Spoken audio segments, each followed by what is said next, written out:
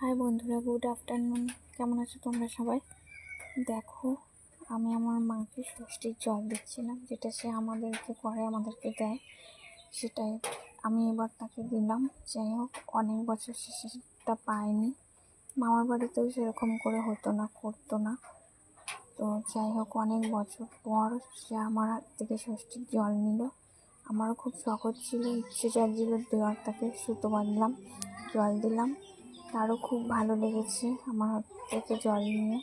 সে সত্যি খুব খুশি ছিল, আর আমিও তার জন্য সত্যি খুবই খুশি ছিলাম। আমার খুবই ভালো লাগছিল সেটা।